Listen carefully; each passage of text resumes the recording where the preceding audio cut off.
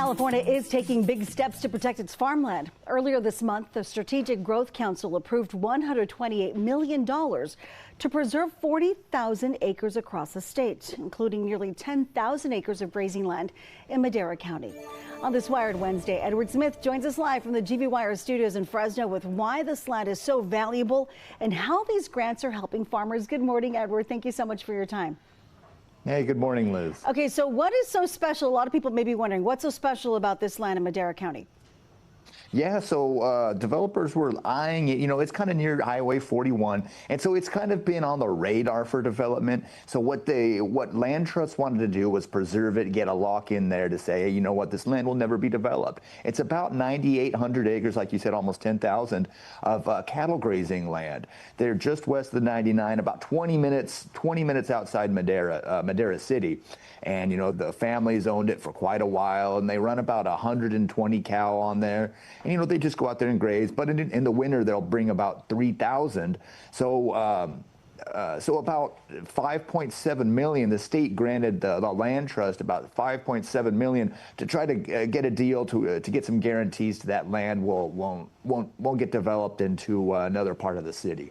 Are there any other local properties that could also get some easements? Yeah, there are a few. There's one over by Reedley, right along the Kings River. There's a nice plot of land there growing almonds and growing blueberries. And that's another one that's being eyed. There's a couple million for that. It's right next to the city. There's another organic farm just north of there by Lackjack Road, and that one's looking to get protected as well. There's another one in Madera, little bit close, a lot closer to the city, I should say, and that's another one that they wanted to have locked in to kind of preserve so that that'll remain farmland.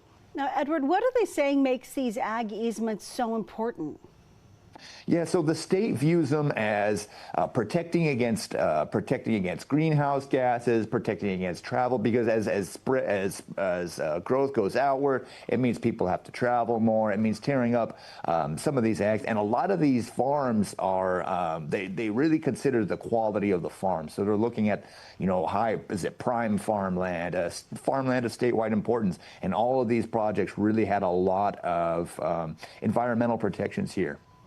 Were these, I got to ask because I'm curious, were these properties that were for sale, or did the state jump in and say, hey, we want to buy this off of you? Yeah, so land trusts look at these projects, and the state gives them the money, and the money largely comes from cap and trade. It's kind of, they're looking at, there's a possibility of being developed, and in these guarantees they say, hey, you know what, you can never do it. So it basically outlines, hey, you can't have these contracts on there, so they're not for sale. The family has to keep them, but they have to remain in ag in perpetuity. Got it. Edward Smith with GV Wire, thank you so much for joining us on this Wired Wednesday and filling us in on this. Great day. We'll be right back.